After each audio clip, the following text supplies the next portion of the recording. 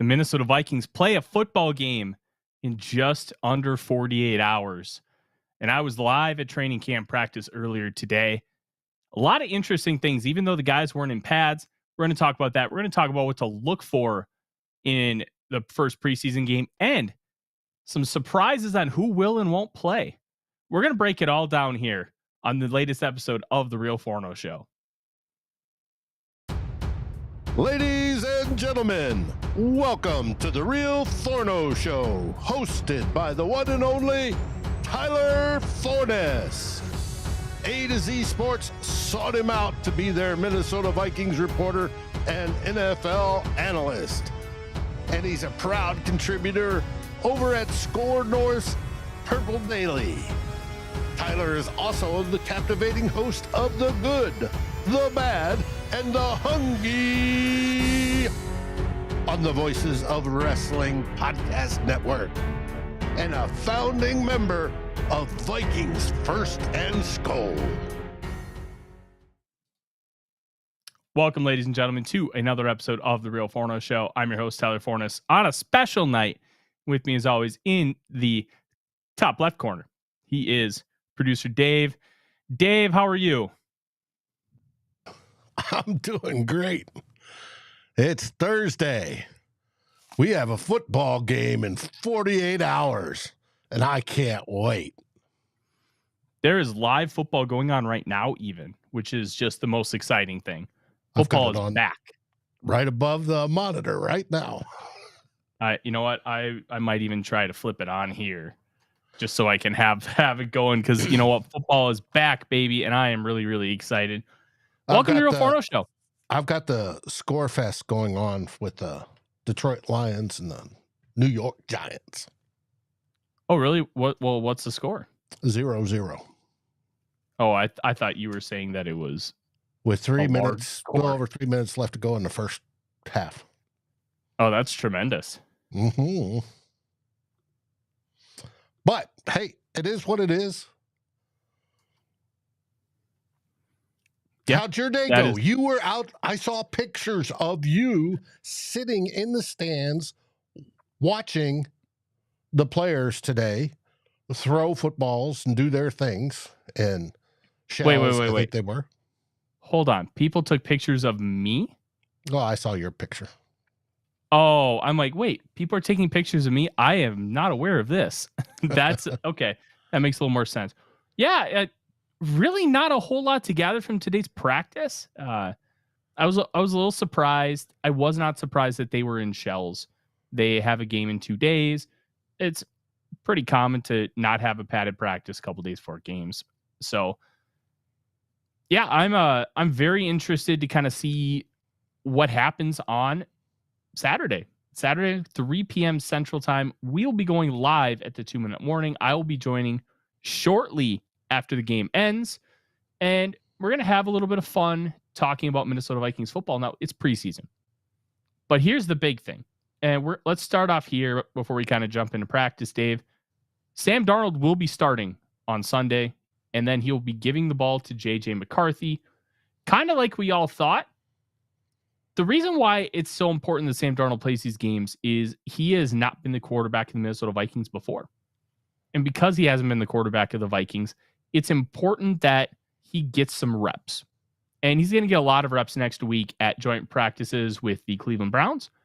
But it's important that he gets some of these things now, because it's going to help him when it comes to game day against the New York Giants in week 1. And I'm really, really excited to kind of see how he adapts, how he continues to grow. Because over the course of training camp, we've seen the chemistry with him and the receivers grow. We've seen his comfortability with the offense grow. And this isn't like Kirk Cousins, who would have been entering year 3 in the offense. He already has a rapport with Jefferson, Hawkinson, Addison. It's a new guy coming in and having to learn all of it at once. And when you have to learn all of it at once, that matters a little bit. That matters in terms of a lot of different factors. And Darnold continuing to grow and develop that chemistry, that knowledge, that comfortability is a really, really big factor in them succeeding in the 2024 season. And I did a mailbag for A to Z Sports, and I was asked about, well, what happens if Darnold's really good? And if you remember, we did a video on that a couple months ago. It's one of the best videos we've ever done, both as from a content standpoint and from a viewership standpoint. So you can go check that out. I'm sure Dave will grab the link and throw it in the live chat so you guys can bookmark it if you haven't seen it. But the idea is that if Sam Darnold is really good, well, you have a conundrum in front of you. Let me tell you, the idea that, oh, if you have two quarterbacks, you have none, that makes sense if you have two bad quarterbacks. What happens if you have two good ones? And this would be a champagne problem for the Vikings. And Quasito Fomensa knows all about champagne problems. Justin Jefferson was one. They got that figured out. But the big thing here, if Darnold is really good, do they keep him around? It's a definite possibility because it's hard to say no to a really good quarterback. It's hard to say no and goodbye to another one. And by having that kind of problem, it's a good thing. Now, it's bad if McCarthy's not ready, but kind of based on practices, he's going to be ready at some point this year. It's not this exact moment, but he did take a step forward today, and we'll talk about that in a little bit. And if Darnold proves that, hey, he should be the guy one more year, if it fiscally makes sense, give him one more year. It's not going to be the worst thing in the world to have McCarthy continue to sit on the bench. And if Darnold proves that, hey, maybe he's the next Geno Smith, that's a very real possibility here, Dave. Geno Smith had a very poor start to his career, then bounced around as a backup. Then was a backup for the Seahawks for a couple years. They traded Russell Wilson and like, all right, Geno, compete for the job with Drew Lock. And Geno won the job, and now he's their franchise guy. Baker Mayfield kind of had a tumultuous exit from the Browns.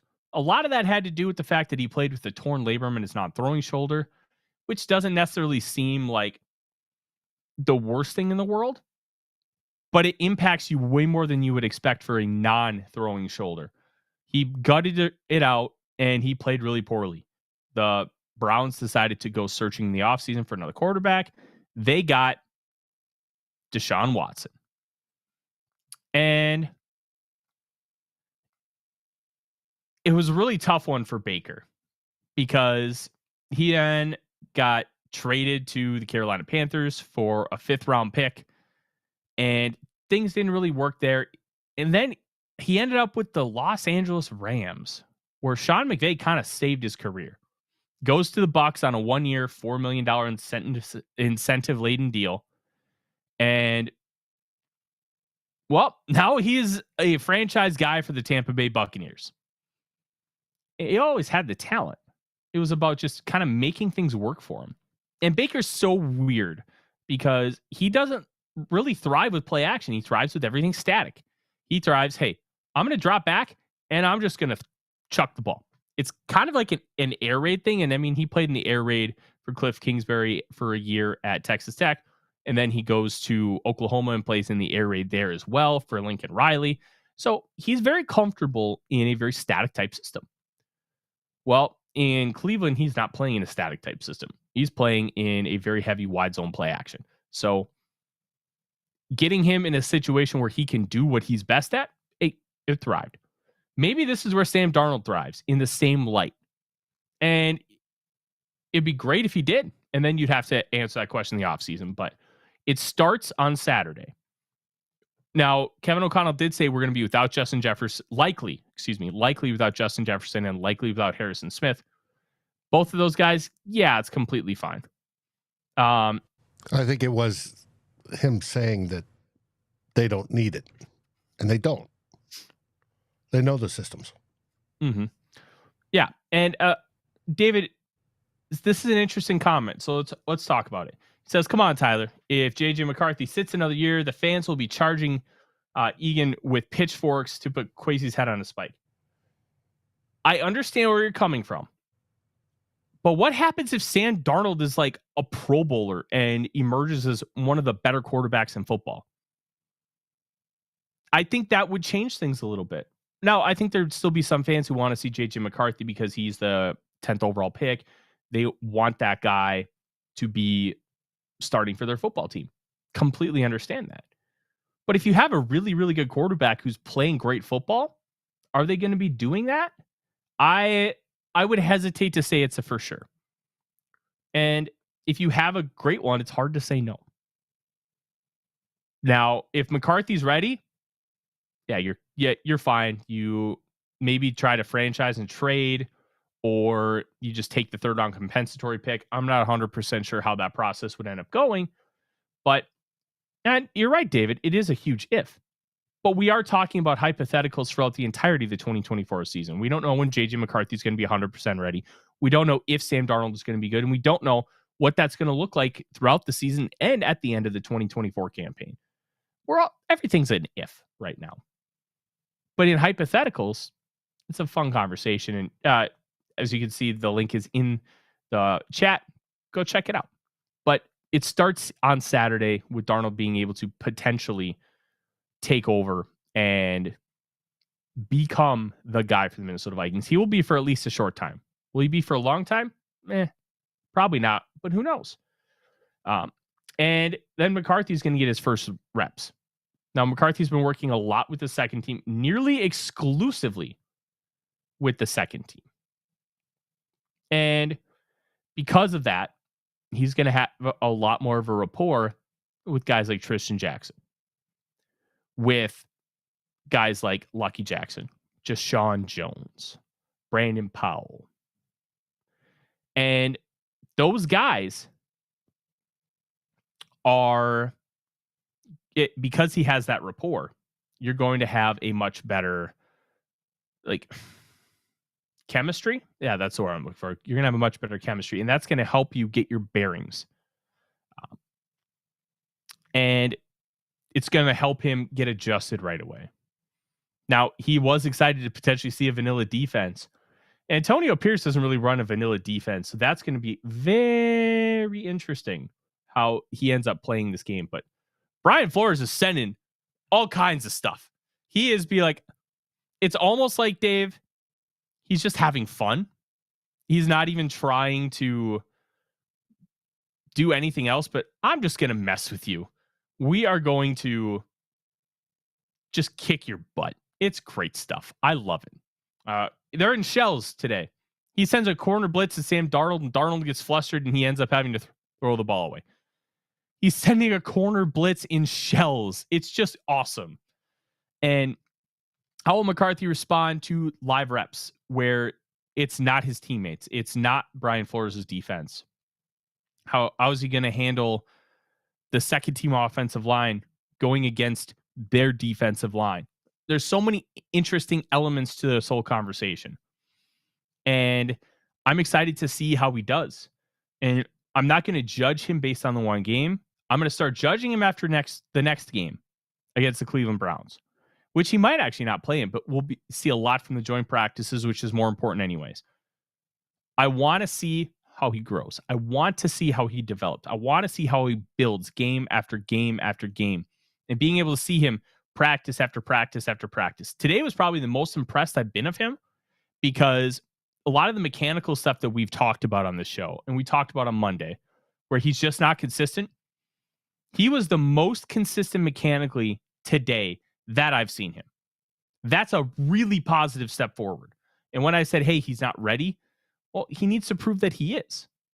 It's kind of like the criminal justice system. You're innocent until proven guilty. You need to prove to me that you're ready. Until then, you're not. It's the same construct. And he's a rookie. That goes for every single rookie. You need to prove that you're ready. And I think McCarthy's going to prove that he's ready. I think he's going to take a massive step forward. I think all of those factors are going to work out in the Vikings' favor. But right now, they need to focus on continuing that mechanical development. They need to focus on getting that chemistry down. They need to focus on consistency.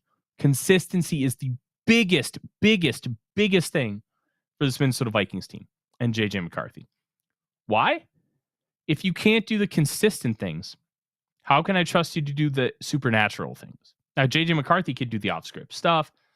there's an element of Mahomes to his game where he can do the off-platform throws. He can make the wow plays. But can you consistently hit that 10-yard dig route? Can you consistently hit the comeback? Can you consistently hit a hitch? Can you consistently read a high-low smash concept, which is a short hitch and then a corner over the top? Those are the things I need to see. You need to master the simple stuff. Kurt Warner did an interview with a friend of mine in the industry, Chrissy Freud. Talked about how you can do all the off-platform stuff you want, the out-of-structure stuff. That's great. The best quarterbacks in the league win inside of structure. They take and hit the layups. They hit the layups. Look at the Dallas Mavericks when they beat the Minnesota Timberwolves in the Western Conference Finals. All they did was get dunks and layups.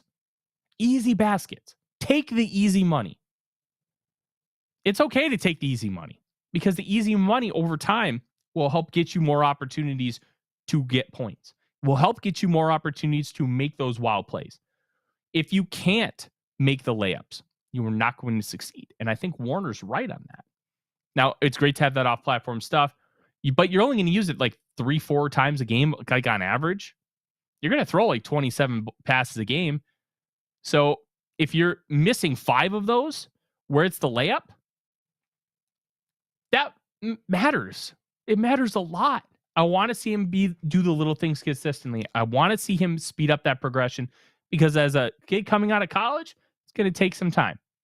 Everybody is different. McCarthy could speed up his process pretty quickly. It could take him a while. CJ Stroud had issues last year with his processing because he was a rookie. And that's okay.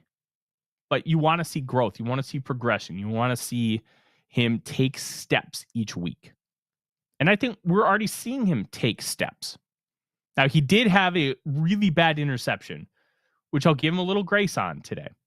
It was a post route that he threw kind of late, and he threw it with the safety in really good position, and the safety jumped on the ball and picked it. It was Bobby McCain, actually. Well, it's okay to make those kind of throws in the preseason, in training camp, because that teaches you, hey, I thought I could hit it. Nope, I can't hit that. And then you don't make that in a game. So give him a little bit of grace there. Jaron Hall had a brutal one to AJ Green. That made me very sad. Made me very, very sad. He had a really bad day today. But hopefully he won't Saturday. Oh, I can't wait to watch that game on Saturday. I would not be shocked if Nick Mullins gets no snaps. They don't need to see anything from Mullins. Plan. That's Darnold. Darnold turns it over to J.J. McCarthy, and then McCarthy will turn it over to Hall to finish out the game.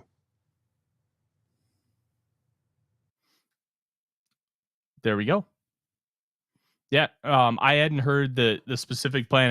I did know for sure that it was going to be Darnold to McCarthy because O'Connell said that, but I haven't been able to listen to O'Connell's full presser yet.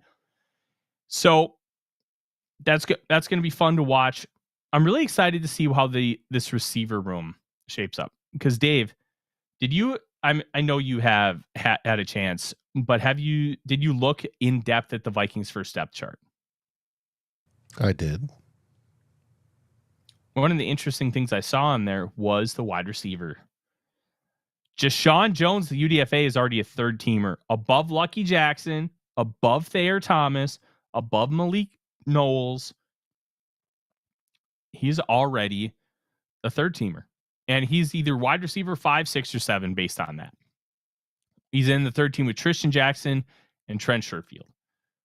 I think he's been playing better than Tristan Jackson. I'd put him at wide receiver 6. I think Sherfield's been pretty good, which is a really nice find considering you're going to use him mainly as a special teamer. But now I was listening today, and I think it was Doogie saying the top 4, and I may be wrong, it wasn't Doogie, but it was one of the beat guys. And heck, it could have been Chippers or somebody. Top 4 are cemented: Jefferson, Addison, Jalen Naylor, and Powell. After that, it's just a whole bunch of meh that the Vikings may go out and look for somebody on cut day to replace. That they're not, I mean, the guys could step up, but they're not worth a whole lot of keeping. There'll be depth in special teams. That's it. Mm-hmm. I'm very intrigued to see how this wide receiver room kind of shapes up, as you kind of alluded to, because you have a lot of really, really good players. I would be comfortable with about 5 or 6 guys as wide receivers, 5 and 6. I think That's that was pretty his good. point. There's a whole bunch of them there, and they're not standing out from each other, and that's going to hinder them.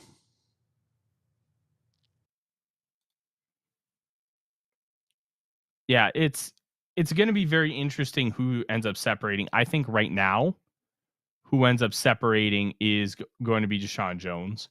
They invested a lot of money in him, and he's been really good. Tristan Jackson's been here forever. I don't know how this is going to shape up. If Jackson doesn't make the team, at a certain point, you're just going to keep him around, because he's just always floating in the same spot. At a certain point, that was one of the names brought up too, that he may be done after this for the Vikings. He may go on to a different team, but we'll find out.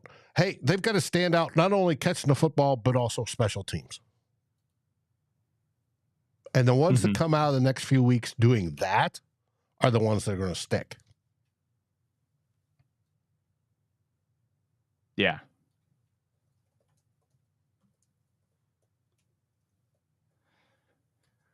We'll find out. The wide receiver position is going to be one that I'm going to be heavily, heavily, heavily invested in, Dave, because it's a very interesting one.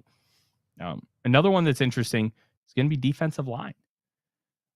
They have been rotating everybody in on the first team defensive line. Jerry Tillery's out with that leg laceration because he got cleated during practice, and how these other guys are getting reps. That's good. This defensive line is not set. It is not in a position where they need to worry about really anything right now. And I'm intrigued to see how some of these guys will play. I'm really intrigued to see Levi Drake Rodriguez. And I think that he could be really good. I think you could see a lot of really positive things. He's got that motor, Dave. We know he's got the motor. And does he have the other elements that you need? Does he have the technical prowess right now? Does he have the anchor to be able to hold steady and hold blockers so linebackers can shoot the gap and be able to take the running backs down? Because that's a big part of running this 3-4. You got to hold your blocks, and then that allows Cashman and Pace to be able to attack. That's kind of the idea. And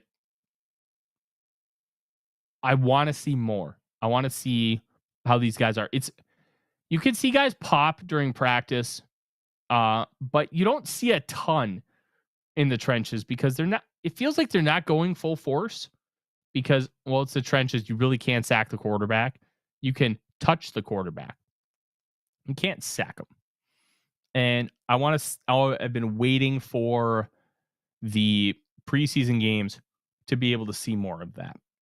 I'm really, really excited for it, Dave. It's going to be awesome. I know how much you love the big round bellies. Oh, I do. And I can't wait to watch them this week, both on the offense and defensive side. Now, on the defensive side, I heard something today or yesterday, I think it's the best explanation of B-flow. They're talking about, the depth chart came out, but because, and Dalton's referring to it, finally going back or going from a 3-4 to a 4-3, Dalton, you can throw that out. I think it's not going to happen either way. You can't put B-Flow's defense in a box. You can't call it one thing or another because we've seen where it's, 5-4. We've all sorts of weird permutations of how to line up on or untraditional permutations on how to line guys up. What I heard was B-Flow doesn't believe in a depth chart. He believes in a skill chart. So if a player is good at a particular thing, rushing the passer, right? He's going to play him at Mhm. rushing the passer. And he's going to play him in situations where he needs to rush the passer. If he's good in coverage, right, man-on coverage, he's going to be in the backfield in man-on coverage. If he needs somebody to be Swiss Army knife, insert Josh Metellus, because he can do all these different things, and he's going to put him there. So there's no cookie-cutter defense anymore for the Minnesota Vikings. You're looking at people, whether it be Levi Drake Rodriguez, and we all want to see him succeed, or everybody, Tillery, once he comes back, Blacklock, whoever on that interior line, can B-Flow and the defensive line coach put them together to maximize their skills at what they do per the situation of the going against the offense they're seeing during the game to maximize the efficiency of it. And it's all about efficiency, right? And if you can get these guys to make more stops because you're moving this guy over here and this guy over here, and on this play, because it's 3rd and long, I want this guy in here. That's fantastic. Keeps everybody fresh. You have the most skilled at what they need in the position, and you don't have to worry what we call the defense 3-4-4-3, 5-2-4, whatever you want to call it. There's no set box. That's why I think Brian Flores is literally making his own defense. Now, I've talked about it before. We've heard of the Fangio defense, and we've heard of the Zimmer defense, and we've heard other defenses, and they've had, the great Baltimore defense and Chicago way back when, the Buddy Ryan. All this. I think what's going to come out of it this year is we're going to start hearing it be called, that's the B-Flow defense, and it's going to drive people nuts. But I do look forward to the game and seeing these guys actually get to hit somebody, which would be great. Well, another thing I'm really excited for is cornerback. I want to see how this cornerback room shapes up. I want to see if Andrew Booth Jr. has anything left in the tank. My guess is no. My guess is he does not have anything left in the tank. But I will say he did stand out, and he made a really nice pass breakup today in practice. And I loved him so much coming out of college. He was a top 15 player for me. And to get him at 42, I even said on this show, it's a steal. It was great to see. But now you have more, and you have just going into year 3, and he's not there. He's had some injuries. He wasn't necessarily drafted to play in this system. And that's a big thing with Lewisine too. Booth and Cine were drafted for another system. That sucks for them. It sucks for the Vikings too. Now, I don't think anybody's going to argue that they should have hired another Vic Fangio guy. They got the right defensive coordinator. It just sucks that first draft they drafted so specific for the defense that that was a part of it ruining the draft class. Because the big thing was Cine, not a great tackler. If you can't tackle in this defense, you're giving up 40-yard plays. In the Vic Fangio style defense that Donatel ran, one of the big factors is it's a gang tackle system. If I miss a tackle, somebody's going to be there to clean up your scraps. And that's the idea of the defense. Ball swarming. Flores nah, screw that. I'm just going to attack the quarterback. I'm going to be a psycho. And I mean that in a complimentary way. Absolutely complimentary. So all those things will factor in. And Booth just hasn't gotten there. But he had the PBU today. I want to see how he does in a real life game situation. Is there something different that we need to take into account? I want to see it. I want to see it with my own eyes. Now, there very well could be nothing left. He might just stink. But it's worth keeping an eye on. It's absolutely worth keeping an eye on because you know what? He's still a 2nd-round pick. If it were for that hernia surgery that kept him out of testing, he probably goes in the top 20. Because he was thought very highly of as a prospect, both on the consensus board and within the league. But it's hard to look back on those draft profiles at this point because we're in year 3. Draft profiles don't mean much anymore. And I just want to see more. I want to see more from both of them, both him and Scene. Maybe we can trade him. I wouldn't mind calling up Buffalo and be like, hey, Kyer Elam for Andrew Booth Jr. straight up. Because it gives both guys a fresh start going into year 3. Maybe it works. Maybe it doesn't. But you're trying. And I like that idea. You know, the Chiefs and 49ers did that trade back in the mid-2010s. The 49ers drafted Jonathan Baldwin. The Chiefs drafted Jonathan Baldwin, and the 49ers drafted A.J. Jenkins, and they swapped them 1 for 1. Both first-round receivers. They both busted. They swapped them. Hey, let's maybe see if we can make it work with the other guy. No, it didn't, but it was worth a try. Kwesi Ofamensa loves trying to get that value, trying to find guys that you can resurrect a career. Maybe that's Kyer Elam. We're getting off the rails here a little bit, but I like that idea. I like the idea of trying to get value back for both him and Scene. And we will find out long term if that ends up working. But those are kind of the things I'm looking for in the game. I'm also going to be looking for what's his name? I'm be looking for McCarthy. Be looking for McCarthy. I want to see him. I really want to see him. You forgot his name already.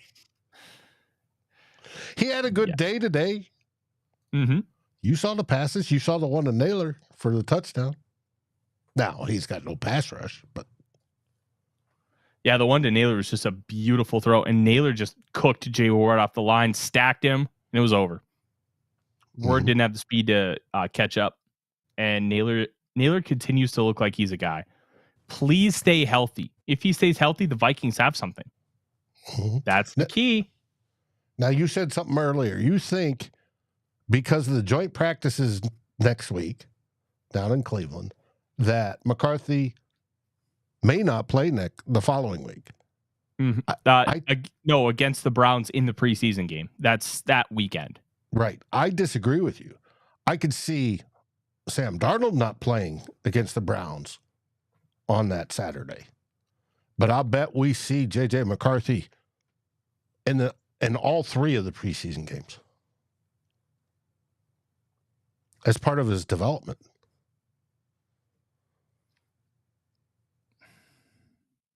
No, I still think that he may not play, and let me tell you why.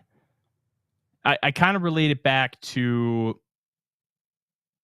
what happened 2 years ago. 2 years ago, the Minnesota Vikings hosted the 49ers for joint practices. Basically, the first and second teams all didn't play because they got all of it out in joint practices. And I think that might happen again here. The 49ers did the same thing. That's why I'm like, well, is he going to actually play in the preseason? Because that preseason game might not mean a whole lot because you're doing joint practice. And I completely understand your point of view, Dave. And I think that's incredibly valid, and it would be important for him to get more snaps. But will they want to? Because there's not going to be as much value in the preseason game as there was in the entire week of joint practice. I don't know. It's just worth considering. We'll find out. We'll find out how the Vikings are going to handle joint practices, especially joint practices outside of TCO, something they have not done under Kevin O'Connell. Now, they're doing it with a former friend in Kevin Stefanski, which I think is noteworthy in itself, but something to keep in mind. He may not play against the Cleveland Browns because they have the 2 days of joint practice. I don't know. We'll find out. And I don't suspect that the joint practice next week's going to get chippy like the Lions-Giants one did multiple days this week. It could. Joint practices are like that. There was a fight last year with the Titans. There's always at least one, but they're really trying to crack down. Both the Lions and Giants organizations got fined $200,000 a piece. Not the players, The organizations are getting fined. The Seahawks had 5 fights in yesterday's practice, but it wasn't a joint practice, so nobody gets fined. Unless the Seahawks get fines in the building, but that's another story. So, yeah. I'm going to... T-Bass, I hope you're wrong about McCarthy becoming divisive. Hopefully because we drafted him and he becomes the franchise quarterback, that there is no divisiveness like there was with Kirk Cousins. Mm-hmm. Yeah, there's... You may be right, though, but let's hope not. Mm-hmm. All right, I'm going to pull this up because I want to make sure that I get everything down, because I wrote an article about the preseason game. Oh, the last thing I want to talk about, Dave, the kick return. The kick return. Kene Nwangwu was getting some reps with the first team. And I have not seen anything that says Kene Nwangwu is going to be good at running back. I haven't seen anything. Now, he's been a good kick returner. But will he be able to figure out the running back position? Will he be able to figure out this kick return? Because this kick return is different than any other kick return that we've had to deal with so far. Because this kick return is going to feel like a running play. How is that going to change with Nwangwu's vision? Because his vision hasn't been good in running plays. I want to see it in action. I'm excited to see it in action. And will this open the door for someone like Ty Chandler, who I think could be even better in the spot? Will this open the door for other great players? Like, will Debo get kick return opportunities? Will Tyreek Hill? It's a different play now. You don't have to worry so much about players getting obliterated because there's not going to be nearly as much momentum. It's going to feel like a normal play. I'm really intrigued to see how this manifests, but the first time we get to see it with the Vikings is on Saturday. Saturday, 3 p.m., and we will be on the air around 5:45 Central Time is my guess. Because preseason games usually last a little less than 3 hours. But about 5:45, 5:50. You're not going to want to miss it. We're going to have everything broken down for you. We're going to be ready to rock and roll. We're going to have fun. And it's going to be the debut of J.J. McCarthy. Odie's so excited, he just farted next to me. That's how Odie runs. That's how he runs. It's going to be a good time. Thank you guys very much for joining us here on a special night. It is my 4th wedding anniversary, so I need to go make dinner. I've got some stuff in the oven right now, but I got to get more going. So a little bit of an abbreviated show. I'm glad that we could be here to talk about practice and talk about preseason game on Saturday. Don't forget, we'll be live Saturday night, and then 2 old bloggers on Sunday, where we will have even more about this game. All right. I'm Tyler. He's Dave. Thank you for joining. Like, subscribe, ring the bell for notifications, because we may change time on you again. SKOL Vikings, baby. SKOL Vikings. Like, subscribe, and ring the bell to get notifications. It helps us grow this community that we all love, our Minnesota Vikings. And on behalf of Tyler Forness and myself, Dave Stefano, thank you so dearly for watching The Real Forno Show. SKOL, everyone.